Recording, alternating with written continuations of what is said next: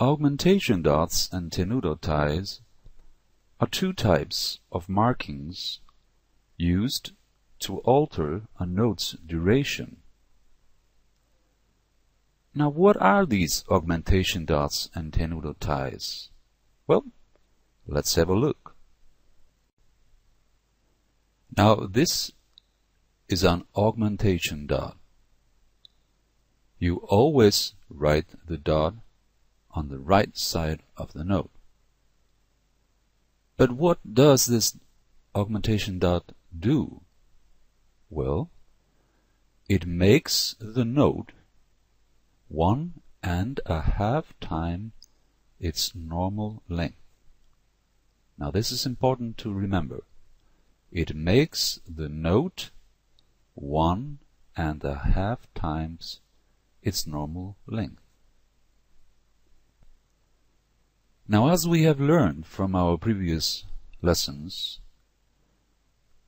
half of this quarter note is an eighth note.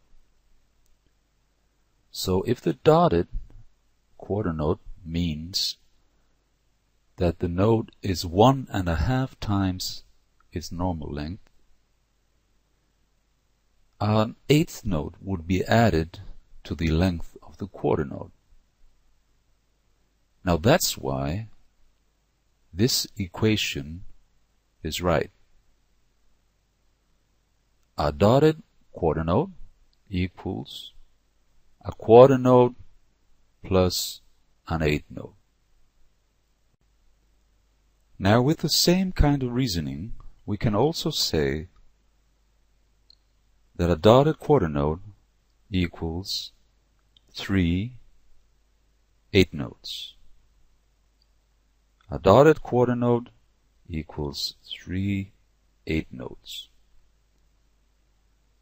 And the reason for that is that, of course, 2 eighth notes make up for 1 quarter note.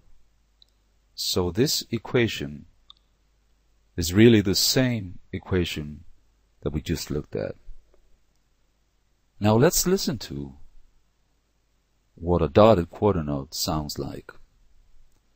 In the background, we have the metronome playing. And try counting 1, 2, 3, 4 along with the playback, and you will see that the quarter notes, they won't end up on the beat. And that's because in each quarter note here, there are 3 eighth notes. Let's take a listen.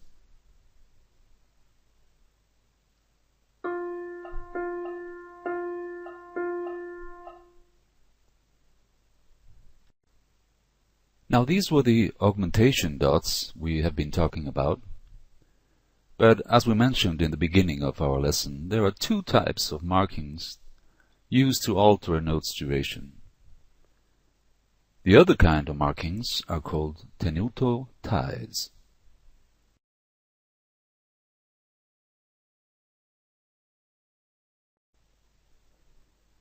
A tenuto tie, normally just called a tie, is a curved line that connects 2 adjacent notes of the same pitch. The tone is held as though the 2 notes are one.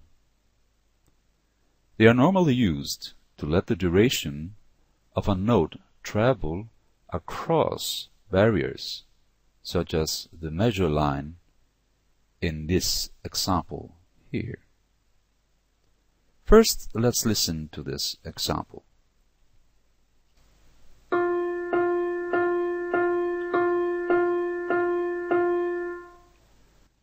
As we could hear, the metronome was clicking in the background.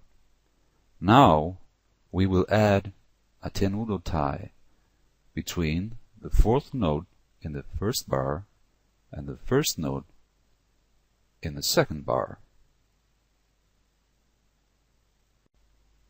Now let's listen to how the example sounds. Remember, the metronome is clicking in the background.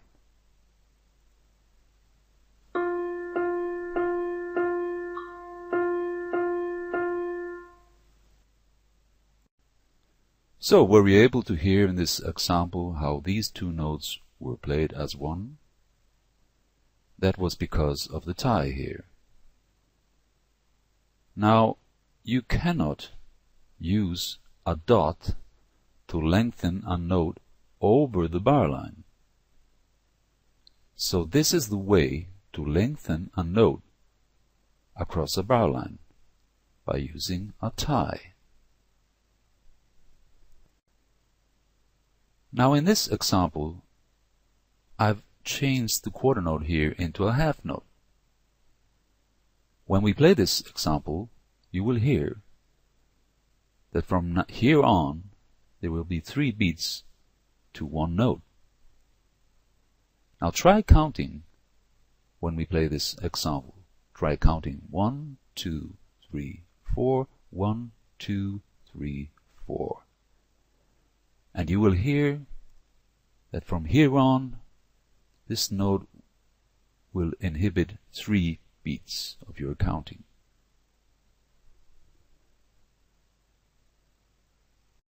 Are you ready? Let's go. 1, 2, 3, 4.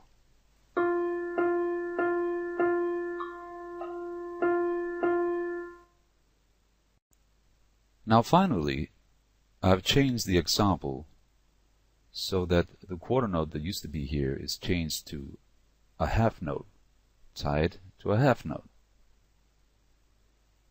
So the tenuto tie is mostly used to tie notes of the same pitch across bar lines. This is their main use. So let's take a listen to this example and try counting along. You will hear the metronome in the background.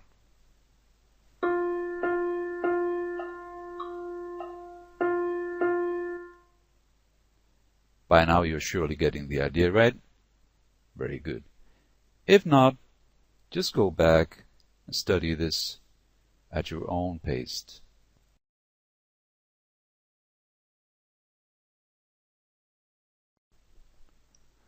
Now don't confuse the tenuto tie with a slur.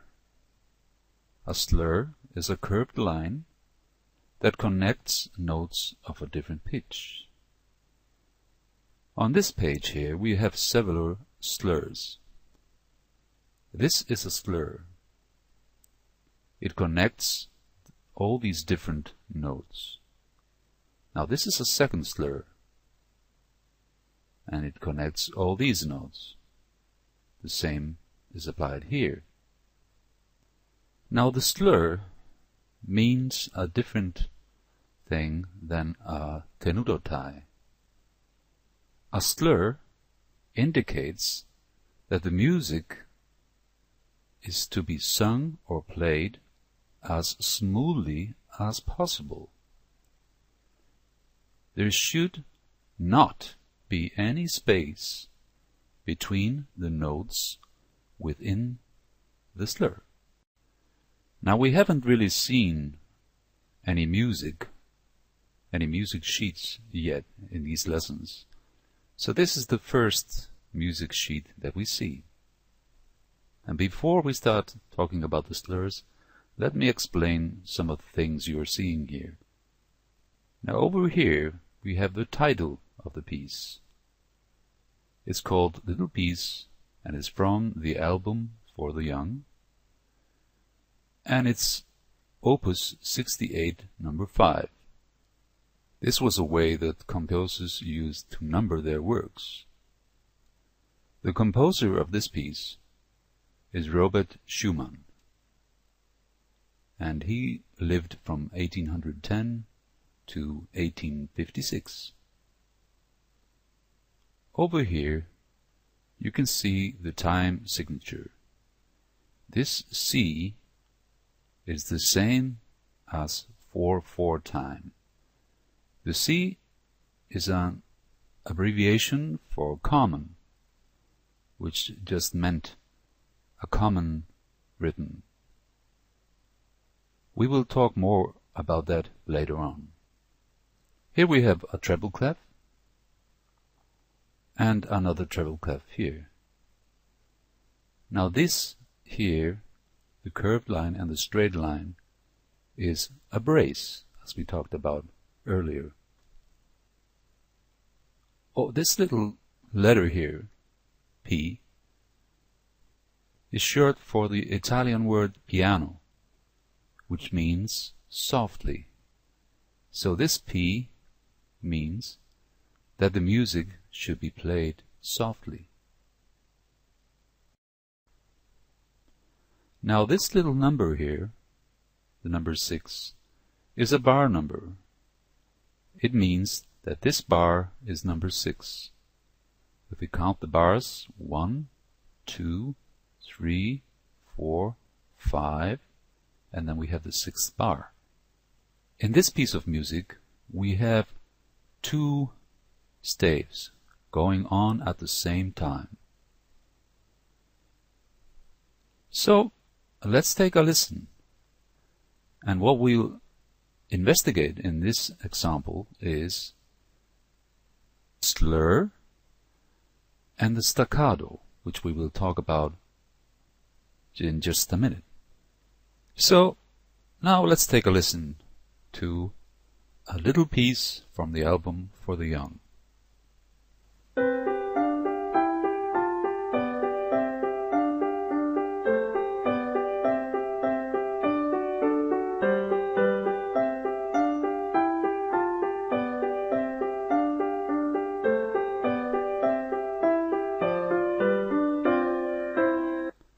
We'll just listen to this excerpt here.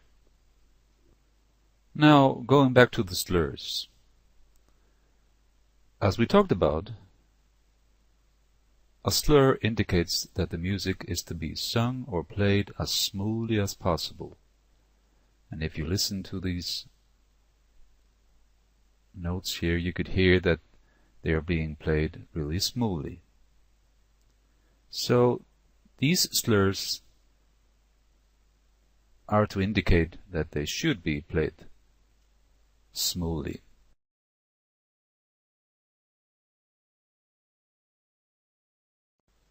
Now, if you don't want the notes to be played smoothly, and you do want to have space between the notes, you will use the staccato sign. The staccato is Italian and means short. Now these little dots, remember, these are not augmentation dots, but these are staccato dots, and they appear above and below the note head. They appear above and below the note heads. Now what this means is that these notes should be played short, and there should be space in between them. Now we will listen to this example again, and you will hear the difference between these 2 bars and these bars that have slurs. Let's take a listen.